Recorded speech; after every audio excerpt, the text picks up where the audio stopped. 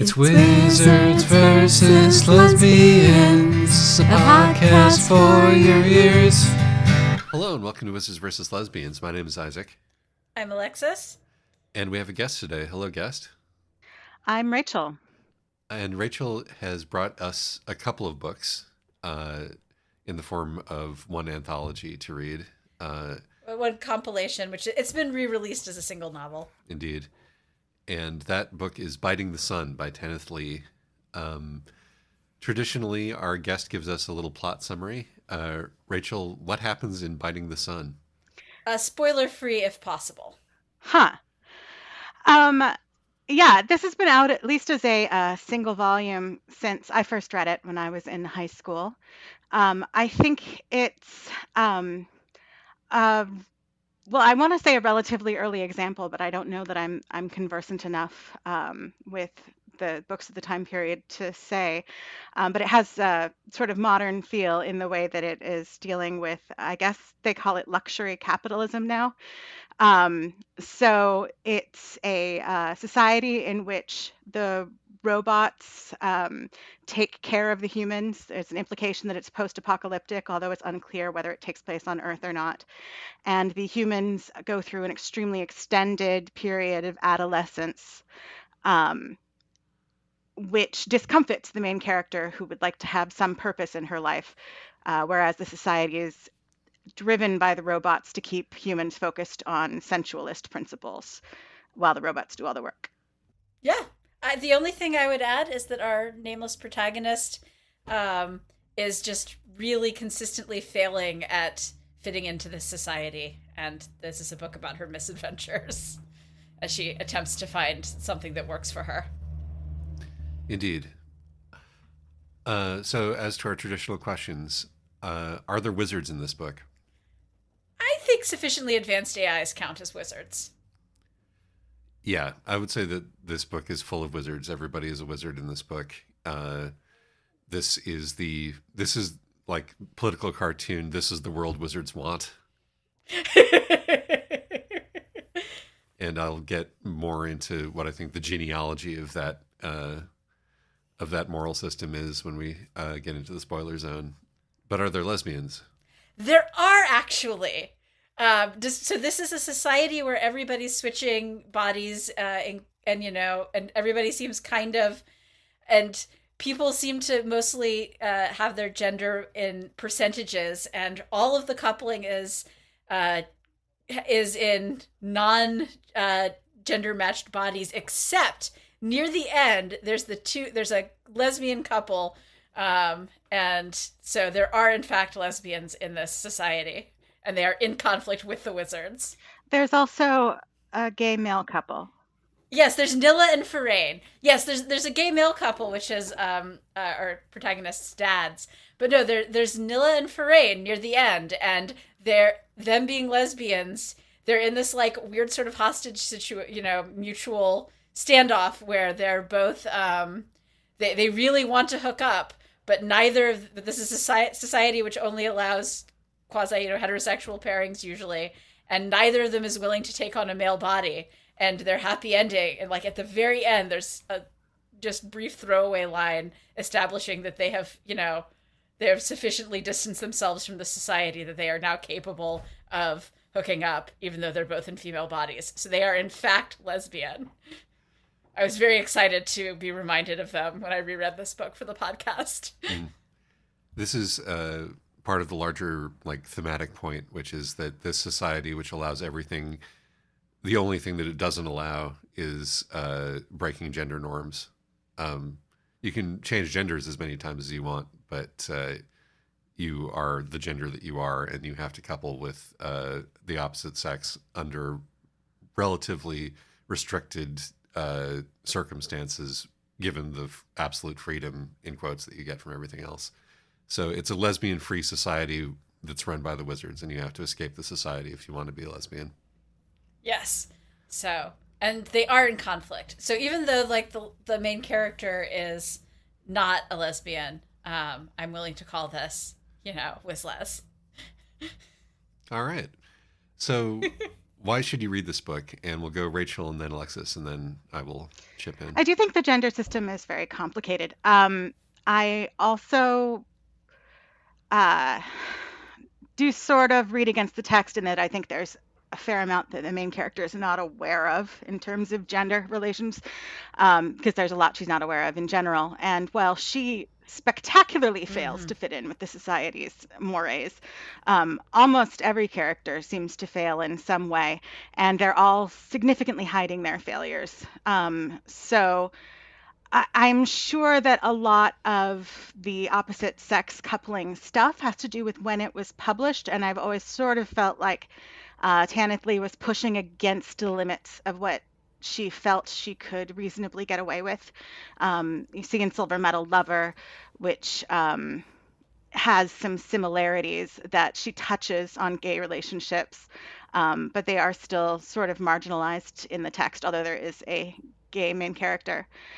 I do think that for me personally, the body swapping sort of fantasy element of it was a big deal as a person who has non-binary, gender queer leanings and came across this in high school. I notice it's a theme in a lot of books I really love. Um, I think that the writing in this is extraordinarily beautiful and odd.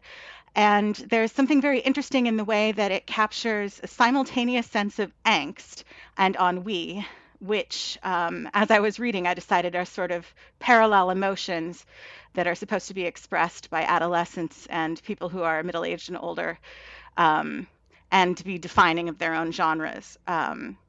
So for me, the beauty and emotional experience and gender fuckery were very important elements of this book. Yeah, I agree. I would add that it's funny. Like, it's just a genuinely funny book. The narrator's voice is a lot of fun. If you like unreliable narrators and if you like a very, narrative perspectives that are very much like in a specific person who has really obvious blind spots, then you'll find this really enjoyable. If you read like the sort of more utopian post singularity novels, and you've always found them kind of uh, either too idealistic or just actually kind of weird and off putting, then this will be very enjoyable. I think alternately, if you like the sort of post singularity novels that are very skeptical of luxury space gay communism, whether it's like YA stuff like the Ugliest Prettiest trilogy or adult stuff, I think that this is an ancestor of those. It doesn't and also does them better. Like one of the fun things about this novel is that it anticipates all these post singularity novels, parodies them, and handles the subject matter I think much better than a lot of them do. And so it's this strange thing where you've got this, it's predating this genre and doing it better than, including the satire parts, better than most of the things that come after it. So yeah, I find it just a really enjoyable, fun read and also doing a lot of interesting things with the world and also with the voice. So I think it's absolutely worth it. Yeah, I don't have a whole lot to add to that. I think that you both covered it pretty thoroughly. I think maybe the only thing that I would add is that it's also just really interesting as a period Yeah. piece, like Mm-hmm.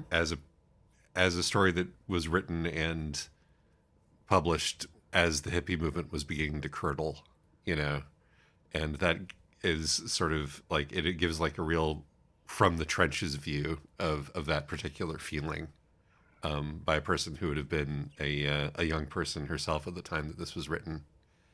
Uh, and It's like it's equal parts, fascinating and frustrating for that reason. And Yeah, no, it's a real interesting piece of like the arc of science fiction about this particular idea, as you both said. Why shouldn't you read this book? Same order. Actually, at the same time, it is very interesting as a historical piece. When I came to this as a younger person, in the same way that I came to a lot of science fiction, I always think of Red Dwarf as an example. I didn't understand the cultural references that were being made. And so it felt like it had this bulk of a unique and unplumbable world behind it, when really it was just jokes about Olivia Newton-John. Um, and Right. I really do love the Tanith Lee book, but when I was rereading it for the podcast, I hit the moment where the adolescents, as she's starting to grow up, call her Uma Kazma or something, and I was like, oh, and they're high all the time. This is just about hippies. Um, Yes. it really very is. Yes. That's okay. But at the same time, it caused me to look at some of the themes and be like, okay, this is less weird and imaginative and unrelated to things than I thought it was. This has some very easily reduced messages about sensuality is, hollow. But at the same time, getting back to the earth movement is good. And I think that I don't necessarily read it in a very reduced way, but I think you can. And for me, that would be one of the reasons I might warn people if they might not really like the book. Yeah, that's a great point, and I do think that the book. I think that there's a lot of really much more interesting readings to get from the book, but there is this sort of really, for all that it's rejecting one kind of utopianism, it is very utopian about the Back to the Earth movement, and about and like including there's some pretty heavy-handed like biblical Eden imagery going on here. Including the mysterious appearance of the word God. Like, for no reason, she knows the word God and it is transcendent. And everyone else responds to it too. And I In don't interestingly remember weird that in like when I was weird a ways. teen. Yeah, I Yeah. didn't notice it on my first read either. I think, I mean, one of the strengths of the novel is that the world building is, good and weird enough that it can stand on its own, even if you're not paying attention to, the social context. But yeah, also, why for the sort of flip side of why you should read this, why you shouldn't read this. If you don't like unreliable narrators, if you don't like science fiction slang, then this book will drive you crazy. Um, Yes. On the plus side, in this one case, I will give it a complete pass for its overuse of its science fiction slang because that's part of the satire. yes, and also part of the sort of and part of the dystopian nature is really a dumb slang. It's also part of her adolescent experience. Right. One of the things the character is sort of forced to do is participate in these adolescent cultural staples, including this very thick slang. I think one of the reasons slang isn't too terrible is that the words are actually kind of interesting that she's chosen, most of them. Yeah, no, they're fun. Yeah. But it peters out. She says that the adults don't use the slang, and as the book continues, she stops. The profanity becomes things like balls instead of fake Yes. words. Yes, no, that which is really great. The there's actually a lot of fun things we can get into post spoiler zone about like what's going on with the slang and also sort of about the ways in which she's forced to perform adolescence when she's because I think that actually some of that ends up being more relevant today than it was at the time. But again, this is a sort of a post spoiler zone thing. The words are good.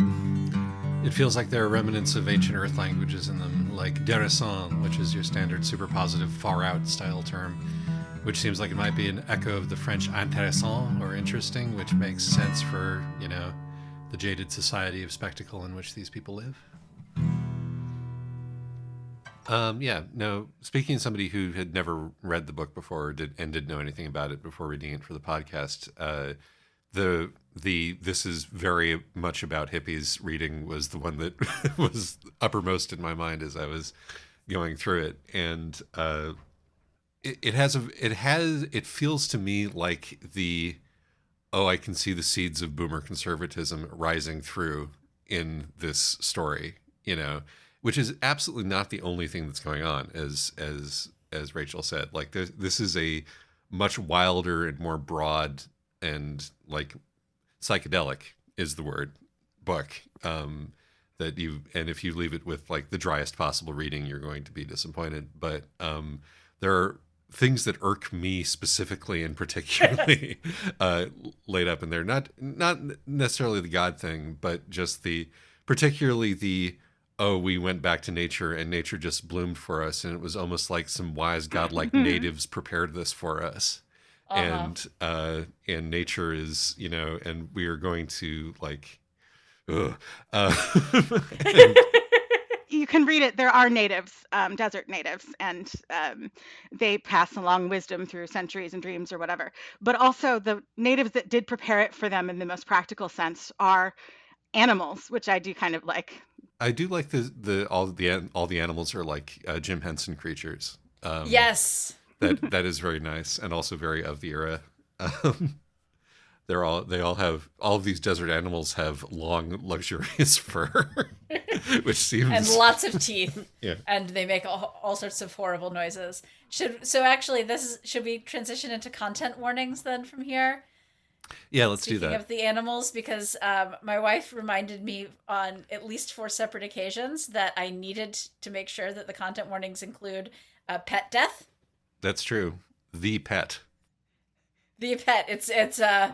This was very emotionally scarring for my wife when she read this, and so it's important to know the pet dies. Mm-hmm. Suicide. There's a lot of There's so much suicide in this book. It's largely consequence-free suicide, but there is a lot of suicide in this book, like from page 2. It's largely consequence-free, but like there's so much of it, and it is somewhat painful, and it is clearly linked to people's depression. So like, I do think that if you're in a place where reading about suicide is not going to be a good thing for you, don't read this book, or take a break. Yeah, non-consensual drugging, mind control, the whole hypno school thing, although that's largely off-screen. And everybody is high all the time. It's, but besides one very specific and plot relevant act of violence, which is so heavily foreshadowed that I don't even think that you need to be warned about it. All the rough edges have been sanded off the society. So most of the upsetting things that happen are on an abstracted level rather than a specific, and appears on the page level. Divorce, I guess. Yeah, I guess also, I mean, it's a fairly good portrayal of somebody who's got depression and is not handling it well and is like being very self-destructive. And I don't know if that's necessarily rise to the level of a content warning, but I think it is an interesting feature of the book, especially the first novel. Yes. So, I think that probably covers it. Let's go to the spoiler zone and talk about these books. Yeah. Well, I've been to the desert with a pet with no name.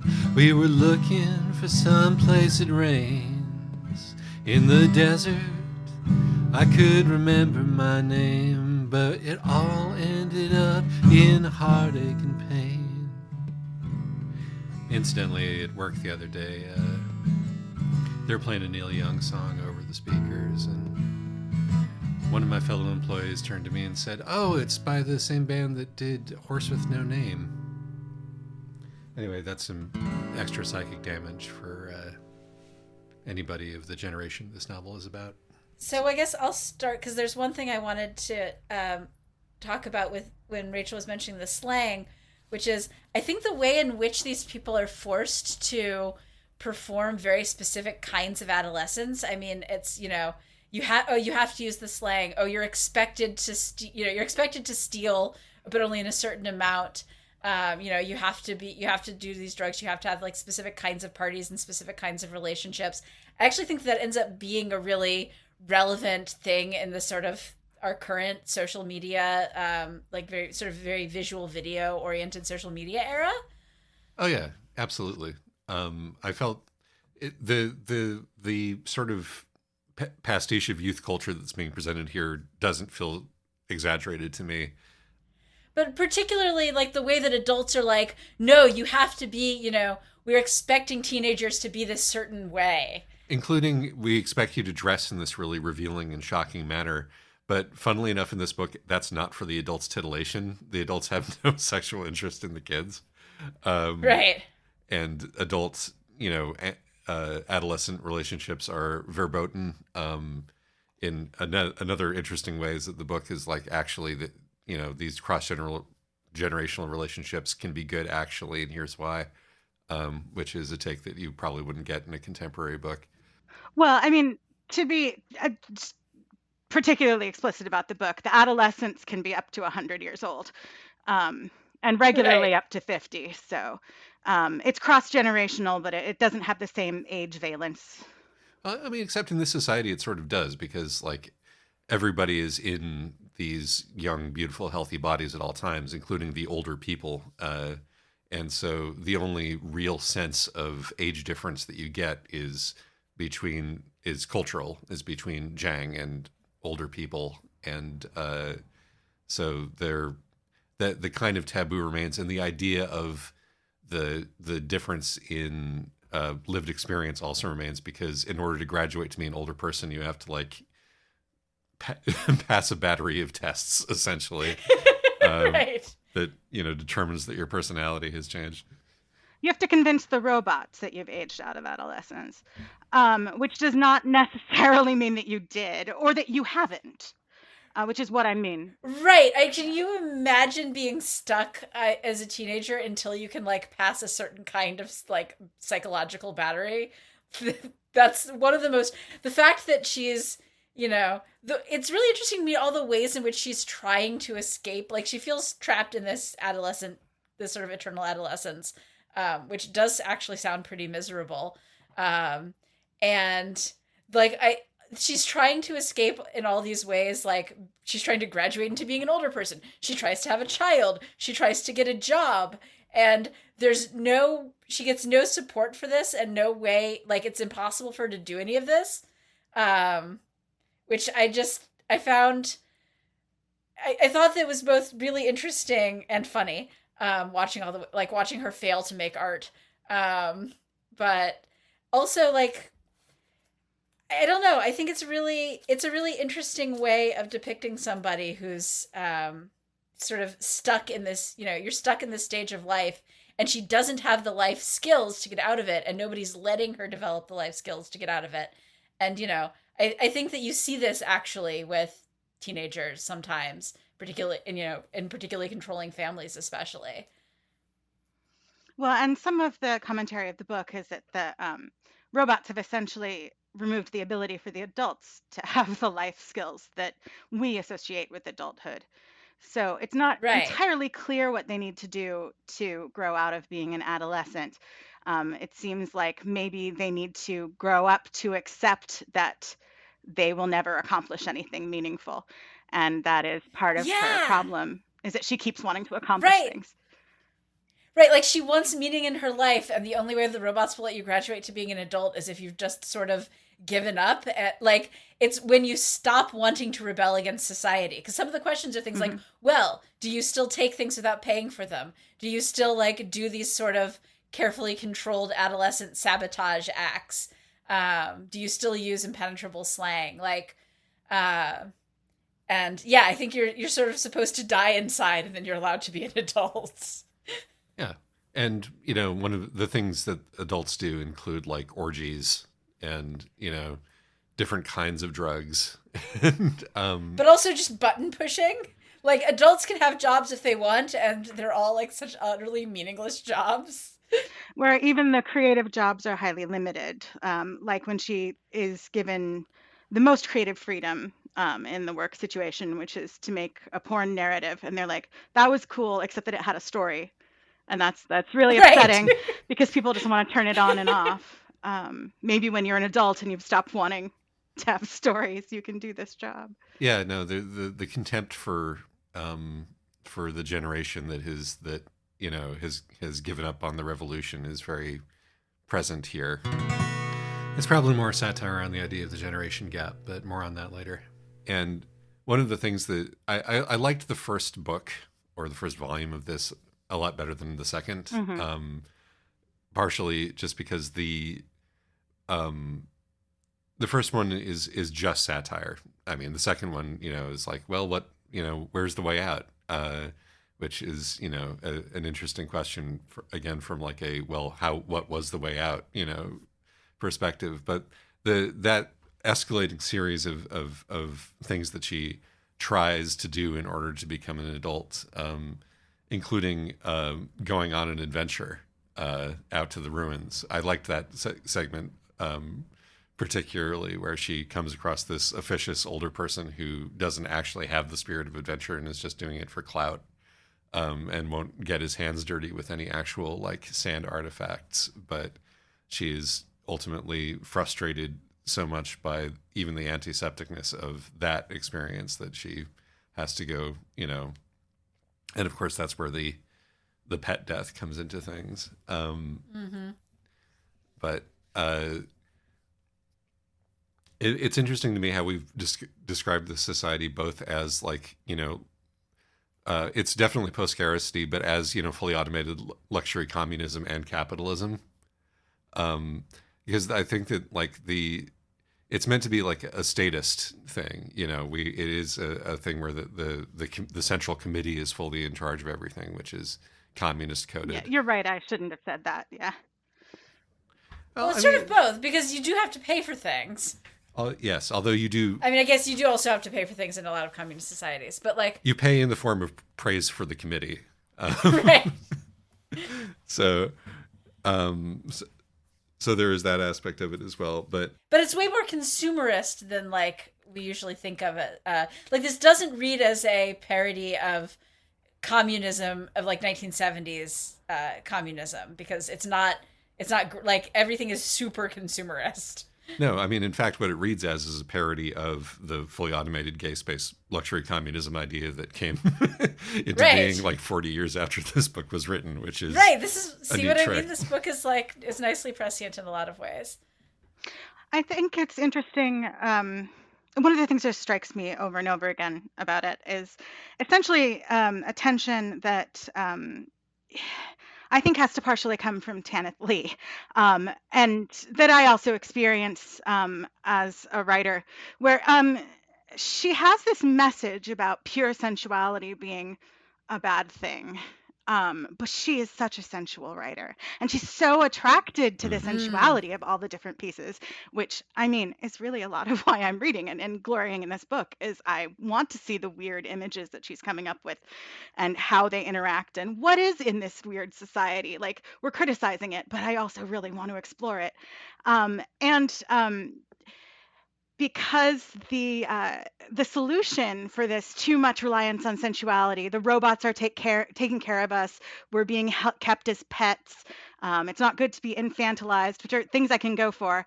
Some of the skepticality of sensualism I do find a little bit tiring, but a large part of that comes in the context of what the solution is, as Isaac has mentioned, which is that she gets kicked out of the fancy society and has to go make her way to live alone in the desert. Only farming in the desert is gloriously easy. Everything they do is so easy. And they prepare for the harsh realities. They prepare for aging.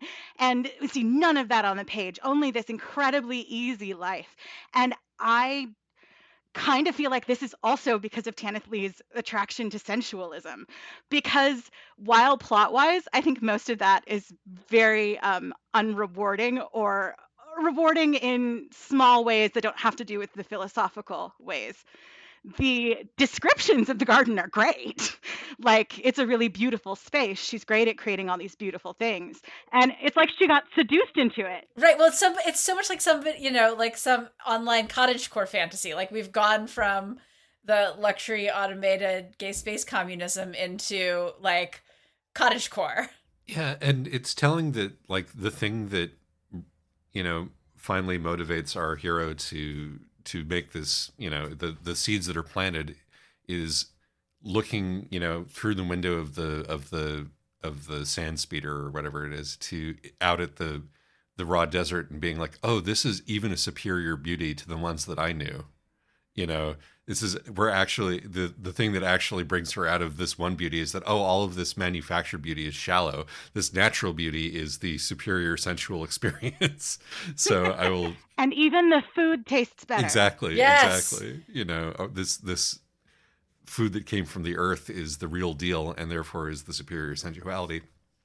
And that is reflected in the actually very funny way that the desert blooms. Like, it blooms already a garden, like in rows. Right. It's like we're absolutely skipping over everything unpleasant. Like every American utopian generation, the hippies were very into the idea of going back to the land and growing their own food. Here's a song about that by The Seeds from 1967 called Mr. Farmer.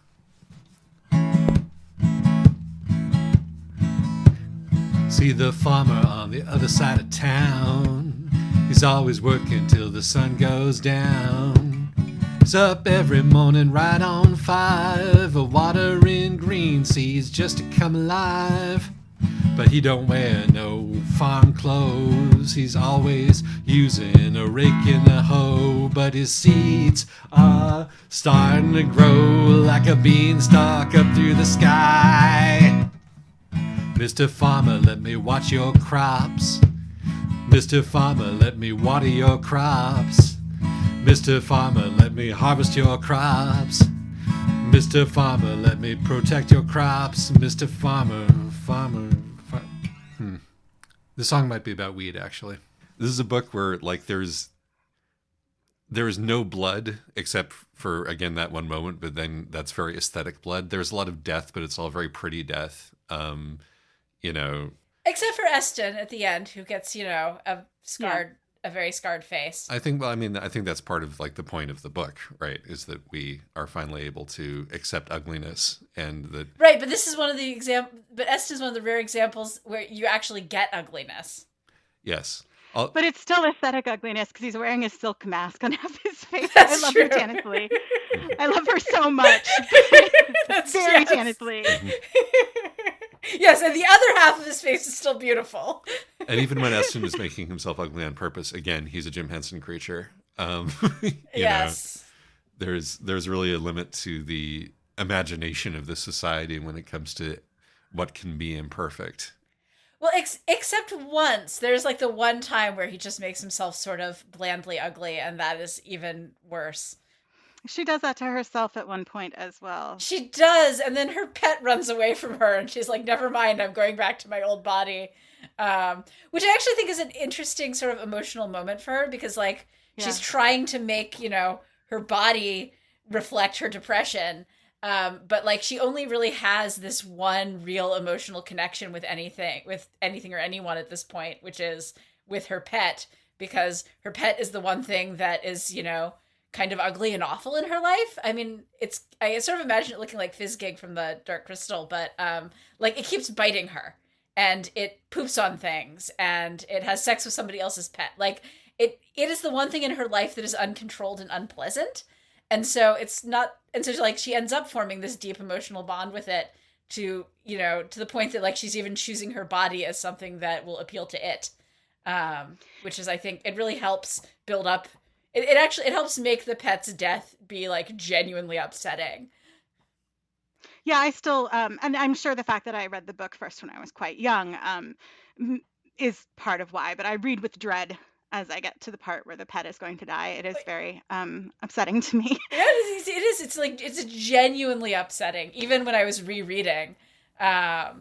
And I was like, okay, I know the pet's going to have to die. The pet's death is, like, really narratively important. I'm totally emotionally prepared for it. And then it happens. And I'm like, that was awful.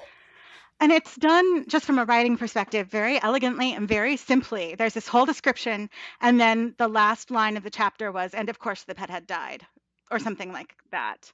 And it's in past tense. Right. Yeah, it's so simple when everything else tends to be so flowery. Yeah. And I do think that also her going back to a former body, the moment of connection with the pet is really important. As is the moment when she first connects with the pet, because she's just running around after the pet trying to get it to stop destroying shit, and the pet is like, finally, we're playing. Uh-huh. And then you're like, oh, you're attached to the pet now. But when she returns to the body, she's creating a sense of continuity, which she basically never has. The Jang are heavily pressured not to have any sense of continuity. Oh, Um, right. Even though they get married, the Jang have to get married before they can have sex. The marriages are all are short term, are timed, are supposed to be transient. If they're not transient, there's something wrong with you. But people don't even recognize you because they change bodies so quickly, that most of the time she's walking through her life and her parents have to be like, oh, are you our kid still? Um, so she's creating continuity. Right. Well, there's the whole thing with the relationship with her friends, generationally inappropriate relationship where like she first meets this guy who's going to become her, her friend first meets Cam, who's going to be the boyfriend slash husband. And, he's like, oh, are you my kid? Are you my son, Right. Are particularly? you my son? Right. Because she's in a male body at the time, even though she is, in quotes, predominantly female. Danor and Cam. Yeah. Danor and Cam.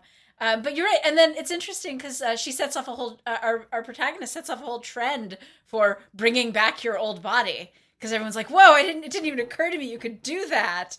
And this is one of the ways in which she is this like socially destabilizing rebel, is creating a sense of continuity between bodies. Well, and that one of the things that struck me on reread is her parents get divorced very early on in the book. And she's already in crisis before that, but it really deepens her crisis and her sense of desire for continuity. But her sense of desire for continuity is already presented as out of step, mostly with Jang, but with the society in general, because mostly parents don't stay together past conception, and your maker doesn't stay with you past the time that you pass out of kid stage into adolescent stage. Right. And old people can't even get married, but her two dads, and that's another way in which they're out of step, is that, they've decided to both be male after having her. Her two dads have stayed together even though, like, there is no marriage option for them. They're just staying together. I do wonder whether the adults have more homosexuality. You see the homosexuality that the robots pretending to be adults in the garden have and suggest homosexual relationships, but I honestly don't know that the world building's that well thought out. So yeah, well, and we know that they have orgies, so that suggests that there's more tolerance for homosexuality there. I do think it's a joke to a large extent. A joke that takes on a lot of meaning and can be reanalyzed, but the idea that the adolescents have to get married and the adults have to have orgies, and that the adolescents are required to be naked and that's what the adults want. Like, I think a lot of this is actually, funny. But if you take it seriously within the context of the text, I think it's also really interesting. Oh yeah, there's no contradiction to me between it being a funny joke, and it being meaningful. I would go so far as to say that this is one of the precepts of the podcast. Along with the author being dead and Homestuck being a foundational Wizards versus Lesbians text. Are there any others? I think that the clear reading for me is we don't allow, we don't allow the kids to be gay because of the revolutionary potential of that upheaval. Once you've given up on everything, as the adults have, it's fine. It's one of those sort of traits that they track, along with a desire for continuity. And one of our hero's mistakes early on is thinking that the reason that she doesn't fit in with the Jang is because she is actually like an old soul and is an older person already, but she is in fact something entirely else. The thing that she wants is the revolution, the change. And the funny thing, and the kind of weirdly conservative thing, as befits a backlash against hippiedom, is that the revolutionary element that she actually wants is continuity. The revolutionary element that she actually wants is stability, and is family, and is homesteading, and is God. And is God, exactly. The thing that she feels like she's missing from her like attenuated, consumerist, and it is consumerist, certainly, whether you view it as capitalist or communist, but I don't think it's really about capitalism or communism. Is the authentic, the real, the apple that is grown from the ground. after which she conceives. Speaking of heavy-handed Yeah, biblical imagery. exactly. We're at the end of the book. The women who are now women permanently. We've also removed the possibility of gender fluidity because of the way that this shakes out. Even though we're allowing for homosexuality, because we can't have nice things in these social movements. It's always something has to be othered. Always something has to be lost. We end up, it's two women, both heavily pregnant, like sitting on the porch watching the sun go down. Is how this book ends, as people sort of work in the fields. Yes, to be fair, she makes a point of letting you know that they do in fact now have contraceptives. Like the first, I mean, because one of the things that I do really like about this book is that it doesn't, that tension that Rachel identified between sort of the sensual and the sort of condemning the sensual. But that kind of tension exists throughout the book on all these other levels, and that includes, you have your luxury, it's still pretty luxurious homestead, utopian homestead. But like, there's still plenty of problems. It's still founded by all the people who, yes, were too revolutionary for the society, but also just kind of were too emotionally dysfunctional for the society. I mean, all the ones who show up later, because they think that her documentary was really cool, they're still kind of awful at the end. Like, they've not reformed as human beings, and she's still stuck with them now forever. And she's not nice. She's never nice. And she's not nice either. Like, she's also remains a disaster. Like, her happy ending relationship is very clearly textually self-consciously founded on narcissism. It's, the guy who's been in love with her forever being like, well, how do I appeal? I've tried so hard to figure out how to, like, crack my way into this person's heart. And clearly the answer is narcissism. So he shows up in, like, her favorite male body and seduces her that way.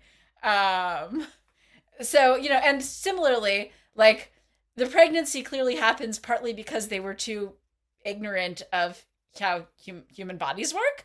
And so they get pregnant, and that, yes, this is somewhat utopian homesteading, but also this was clearly kind of a terrible idea, and we're going to make sure that this doesn't just accidentally happen again. Which is also the excuse to mention, by the way, the lesbian, those two women have finally worked out their issues by being like, oh, I guess we can be women and also together. And hey, we don't even need contraceptives. I mean, I agree with all of that. And I mean, part of that is that the second half of the second book is just a prolonged satire on the commune. And, right. And what happens when a van full of the worst kinds of, hippies that you left the city get away from rock up because they're so excited about you, about how dérisant your new life is. And they keep picking the flowers to make flower crowns. Exactly. No, I mean, that's all on purpose. I'm definitely right. not disputing that.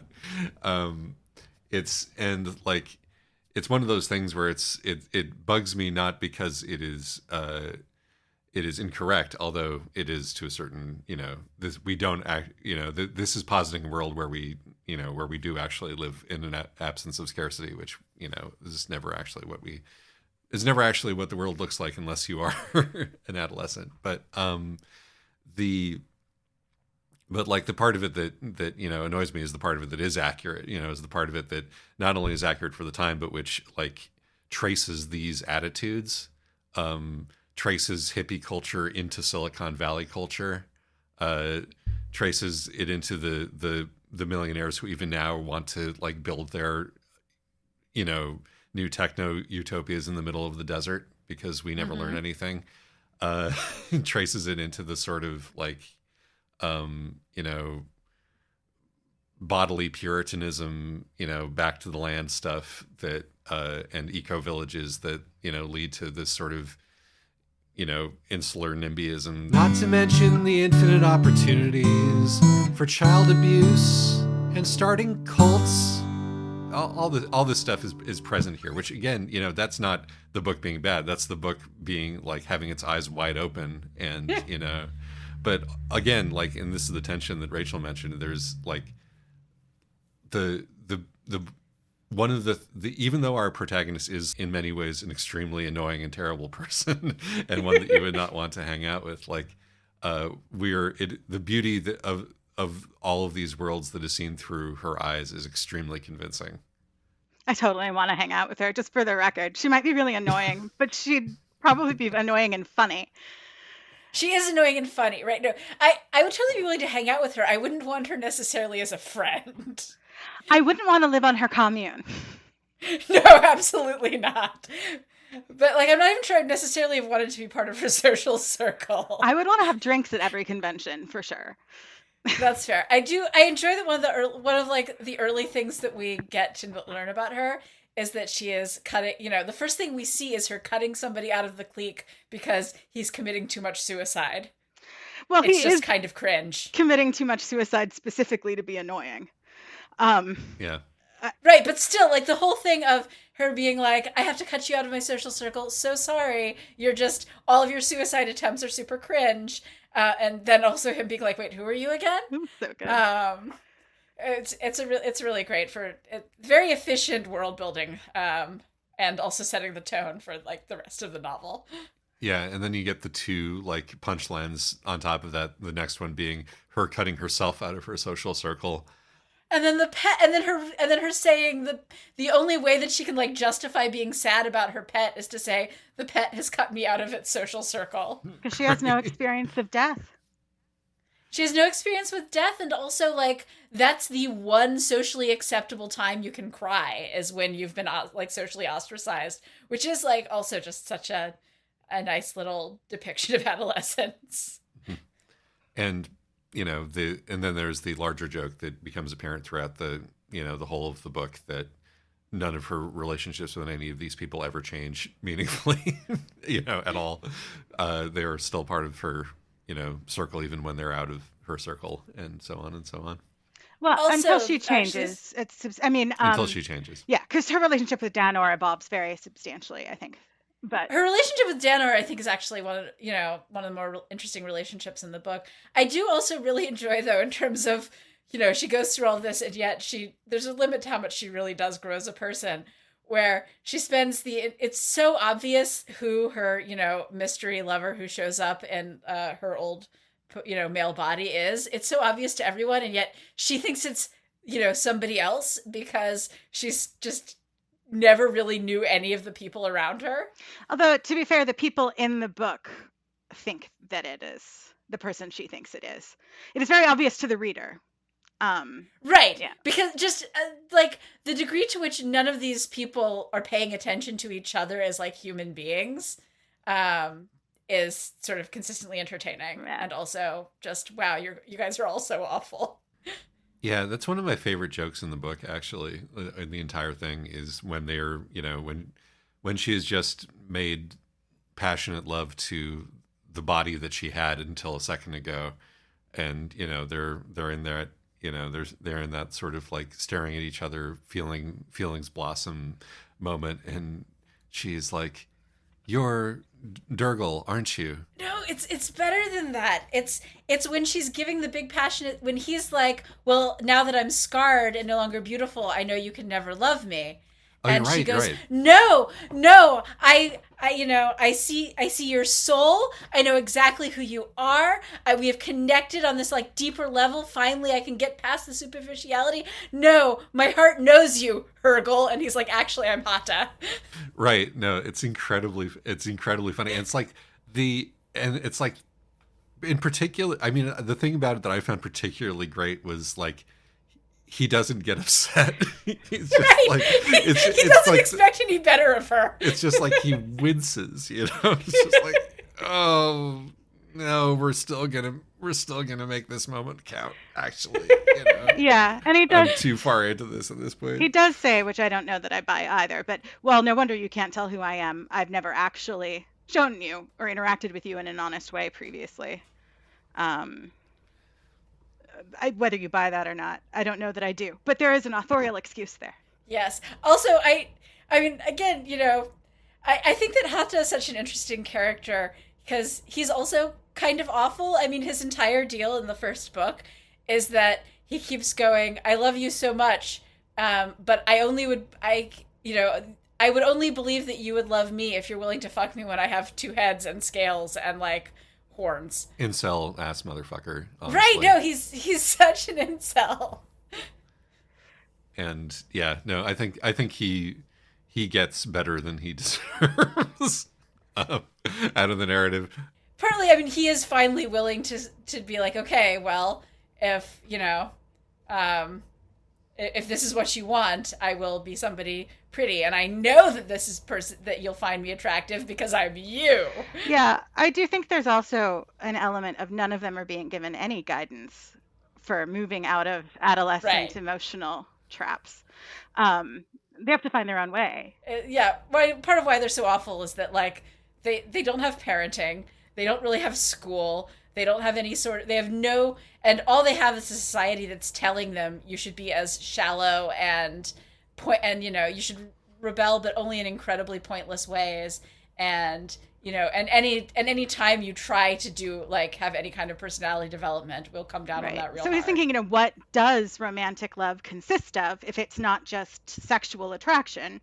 But he has no framework for developing a theory of what romantic love is or should look like or how it can be proven. They're not even, it's interesting that they have the texts available. They can go to the library and read whatever they want. Um, and it seems fairly realistic that no one would bother. But a lot of the Right. settings like this, where people are heavily dissociated from their histories, the histories have been suppressed. And here it's not suppressed. You're right. In this Yeah. case, no, it's just banking on people's short attention spans. Yeah, I do like that Hata really has managed to predict the "Would you still love me if I was a worm" meme. Once again, we're so prescient in so many different ways. And I do love that, like, when she does go to the library and read up, and you know, basically the memes that she finds in the library immediately spread through the society. When she she discovers what a duel is, and then like within a week, everybody knows what a duel is because it's a new idea, it's a trend. It's a trend, but but there's also like this hunger, like there's all of these trends, but they're all so completely empty that when she's introducing things that are coming from any kind of real emotional need, whether it's continuity, right? It's continuity with the past or continuity with your old body or whatever. But that's part of why I think all of her actions and different things do end up, sweeping through society, is that it's the first trends they've seen for a while that are coming out of any kind of like real, unmet emotional need. I want to circle back real quick to the lack of guidance thing that Rachel mentioned, because one of the even though like my immediate emotional reaction to a book about hippies is to go hippies. The one of the sort of the authentic pains of the moment that is often like sort of summarized and discarded is the generation gap with capital G's. And this book does a really, I think, great job of sort of indicating without belaboring the point just how damaging that is and was to, to have been part of this generation that was raised by like, a government that was interested in social engineering, and rather than by parents who had, for the large part, been through this incredible trauma of war and were not, able to talk about it or able to like, to interact with their children on an emotionally authentic level for like such a wide variety of reasons, based, from like massive untreated trauma to social and cultural norms, and the feeling of being sort of abandoned and feral within that society, even as all your needs were being, met by all the abundance that your parents, like, imperial project had essentially given to you. It leads to this sort of like profound sense of being alienated and lost and confused. Yeah, you also see this with like early aughts and teens China, where you have the generation of kids whose parents had grown up parentless in the Cultural Revolution. Mm. and then you have this like massive sort of backlash into massive ridiculous consumerism. Yeah, in this book, I do read it as not the immediate generation gap. Their parents aren't the people who went through this. Right. No, Yeah, it's an Right. ossified Yeah. like generation gap here that's being, in fact, that's being upheld as a part, as a necessary part of how society needs to function, which is part of the satire and is really funny, but is also, you know, reflecting, as with all of these little details, things that were actually happening to the young people of the era. yeah. So I want to talk a little bit about actually the generation gap made me think of Cam and Danner, who their revolutionary relationship is that he's an old person and she's a young person. Though, as Rachel points out, like what this actually means for their actual human ages is left vague. Like we don't know exactly how old Danner is or how much older Cam is, but they're of different generations and thus should not really be allowed even to be friends, let alone to have this romantic relationship. Um, but then also just like Danner is a really interesting character in general, and her relationship with the protagonist, I think, is interesting because they're both of them, both of them are feeling this lack, and in Danner's case, it's she just can't seem to have sex, which of course makes her, which because she's introducing scarcity into this post-scarcity society, makes her the hottest possible commodity. You can't enjoy sex, which is slightly different. She can't enjoy sex, which means she just stops having it after a while. I, uh, I really, because there's a tension around particularly gender in Tanith Lee's work, I really wish she hadn't died relatively young. I really wonder.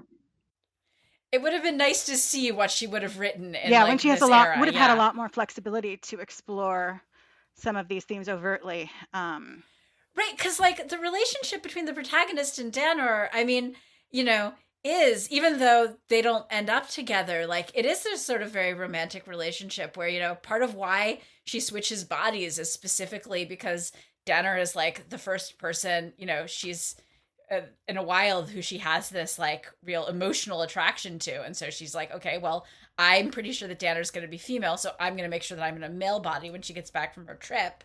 Um, and she's the one person who's able to figure out how to have a kind of sex that Danner can enjoy, which is let's have sex but not get married first. And it's not a not lesbian relationship. Right, exactly. No, that is 100% true. Because they both think of themselves as largely female, apparatus independent. I really like apparatus independent. All right, that's the fourth precept of the podcast, is that gender identity is apparatus independent. I also at one point, Isaac, you mentioned body puritanism, and I'm not sure if this is what you meant, but one of the things they have to give up, obviously, is the gender swapping because they can't change bodies while they're out gardening because the robots are mad at them. And I do appreciate that that isn't dismissed as, oh, that was part of the sensualism that we had to outgrow. That's a genuine loss. Yeah. Both in terms of not being able to refresh and in terms of not being able to swap genders anymore. Yeah. Though, I mean, sort of, again, we're getting back into this sort of tension of, oh, this is really appealing, but oh, is this bad for us? Because there's this sense of like, well, the thing that allows her to finally make a strong enough emotional connection to like have something that she's willing to call love is somebody whose body can't be refreshed after it's been damaged. And the thing that allows our lesbian couple, Nilla and Farain, to actually finally get together is resigning themselves to the fact that they can't have, properly matched bodies. They're both stuck as female. And like that ends up being sort of, I think, a happy ending for them. So while it is a genuine loss, I think both there's the sudden appreciate, the fact that they're going to age and the fact that that they can't always be beautiful is also giving them an authenticity which they lacked. There's an appreciation of permanence and continuity, but I also think there's a sense from the narrator that she's genuinely upset by not being able to be male anymore because she wasn't done being male yet. And Right, yeah. That she never actually managed to get being male out of her system. Like she just wanted it to be this adolescent thing, this phase that she went through, but she never got to go all the way through it, and that is a genuine loss for her. If we extrapolate this into the future, and into the future that unfortunately Tanith Lee can't write for us, but that we've continued to write, there's nothing that says that our protagonists, gnawing itch for revolution stops here. That she will eventually see through the ways in which this is also like artificial and staged, and we'll move on to other things and try different things as well. But I did want to mention the Fed. Speaking of the commune experience, oh yes, the undercover Fed. Yeah. Who's so obvious about it, and they're so clueless. Since we're talking about like the generation gap and like the sort of the healing aspect of creating this, this in Danner's case, sexual relationship with an older person, then this older person who is full of wisdom and ability and resources shows up and turns out to be a spy cop.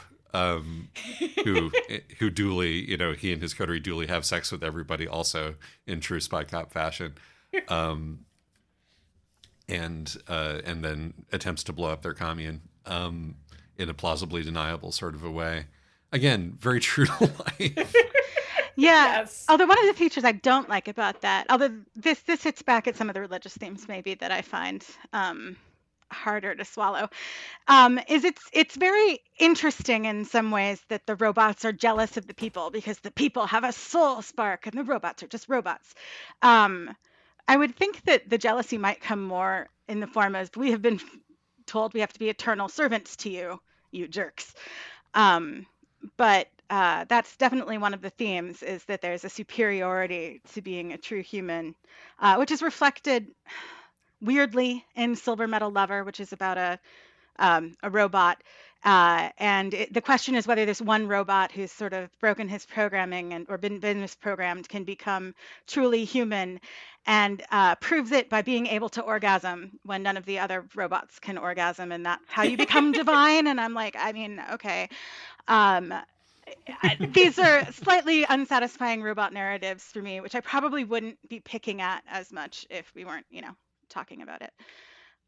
You're right that the robots parts of, in terms of robots and exploring what it means to be human, that's definitely a weak point of these books. Yeah, as we could sort of see with the way that we can't really, necessarily pin down the ideology of the society that these people are living in, like the governing body or the way the polity is organized. That's really not what the book is interested in.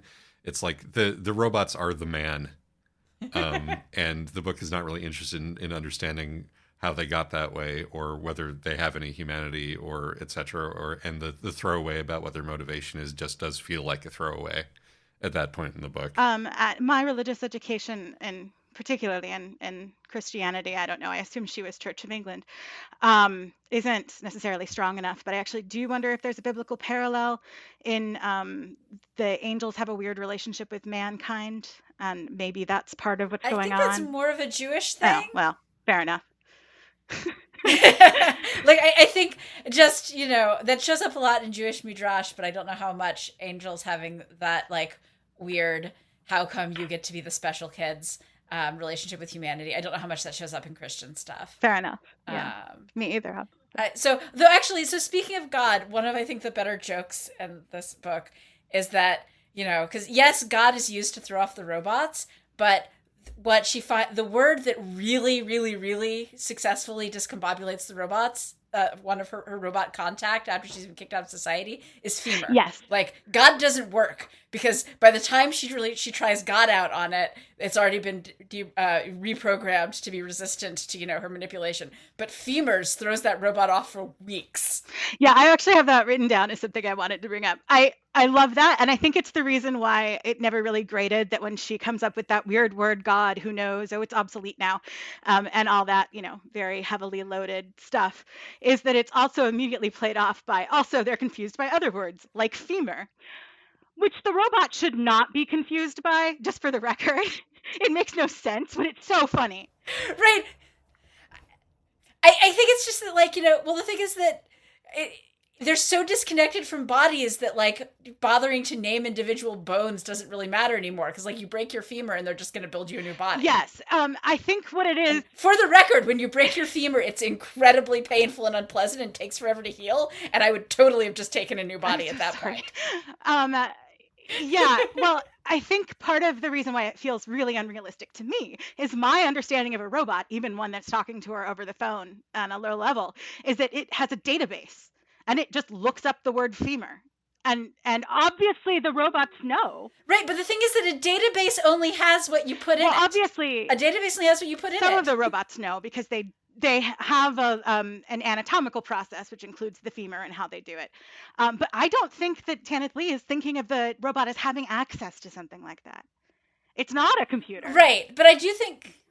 Right, but I think that also, you're right, the robots aren't computers, but also there's this, there's the whole thing with the past, where the past is dangerous and destabilizing, but it's not worth actually keeping it away. It's just nobody ever bothers to look for it. Right. And so I think that kind of works for the femur. I mean, yes, the robot, if it were more robot-y, would just be looking it up in its database. Instead, it has to check in with a different robot who has a better, bigger database. But still, femur, it's real obvious. It's there. But it just, nobody ever bothered thinking about it, because it's not something that comes up in your daily life. And so this robot... Why would you put it in the bank of a robot that interacts with humans primarily? No human's going to bring that up. Yeah. Right, exactly. It's femur. It's, and also, which, ends up implying, well, God, about as important as a femur. Also, femur is just a funny word, which I wasn't really thinking about. Yeah. It is. All right. Can we draw the femur conversation yes. to a close at this point? Okay, we're done with femurs. I will never be done with femurs. No, I understand. You have very good reasons for this. And that is the end of femur chat. But yeah, no, I mean my bracket on that is the robot there represents the functionary that you're talking to on the phone, who is a job's worth and has to kick it up a notch to even understand the basic vocabulary that you're using. And it's a sort of it's a very English way of looking at English science fiction thing. It feels like Red Dwarf. It feels like Douglas Adams. Anyway, do we have any other notes that we haven't gotten to, because we're getting near the end of our recording time? Nope, femurs was my last one. It's on my list too. I just really wish that I could ask Tanith Lee about any of this. I got really lucky. She and I were published in an issue of Weird Tales together right before she died. And I sent her a note, and she sent me a note saying she'd read my story, which was lovely. But I never got a chance to be like, your work is so foundational for me, as it is for a lot of the female writers of my generation, particularly, and get some answers or thoughts from her. That would have been lovely. I wanted to ask, have you read any of the lesbian fiction that she wrote under the name of Esther Garber? I have not.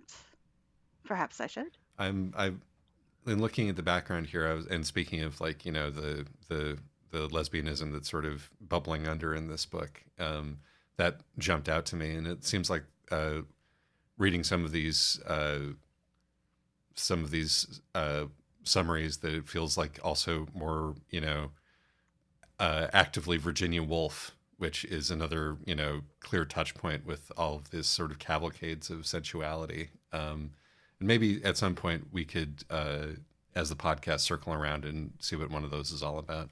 Oh, absolutely. That would be fun. But yes, no, it's fascinating stuff. That may be where we end the podcast, though, because I don't know what sentence to say next. Thank you so much for bringing this to us. Yes.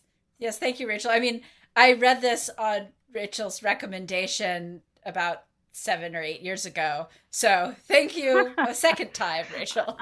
I'm glad you enjoyed it and found things in it. I love it a lot. And it's interesting to hear when people don't like it, but it's a different experience. No problems, of course. No, I mean, I should say that I didn't dislike this experience. I found this also like eminently readable, which is, you know, such a it's not a common thing. I mean, it's like I gulped this down and was angry about it, you know, in various places, which is, you know, a much more positive experience as a reader than a lot of the stuff that we do. And I thought that, you know, a lot of it was quite beautiful, and that a lot of it was very incisive. Yeah, my experience with Tanith Lee is that even her bad stuff is quite readable. We had some off-mic discussion after this about what we're doing when we criticize books. Like in our Piranesi episode, for example. I think Piranesi is a great book, and I think so does everybody else who read it and reviewed it for the podcast. But we spend a fair amount of time criticizing it and its themes, and this is part of how we show our love for great literature. That's maybe the fifth precept of the podcast, is that if the author spent all this time making this thing for us, we should spend at least a fraction of that time and energy trying to unpack what is within the text. Whether that's unconscious or conscious, whether that's intentional or unintentional. What does the book say about the world we live in, the people who live in that world, and how they think about things? And sometimes, as in the case of this book, I react negatively to it because it seems to be accurate to me, you know, and I'm not a fan of the particular thing about the world that the book is highlighting, and so it's also a platform for cultural criticism that comes off the back of that. It's not the same as disliking a book or making allegations of bad thought against the author, even though increasingly that is what it has to be, because that's how the internet works. Now, in terms of what we do when we see a book we really don't like, stay tuned for the next guest episode. All right. So I think we're about ready to wrap this up. I think so too, yeah. Thank you again, Rachel. This is really fun. Okay. I'll see you guys. Have a good day. Bye-bye. All right. Bye-bye.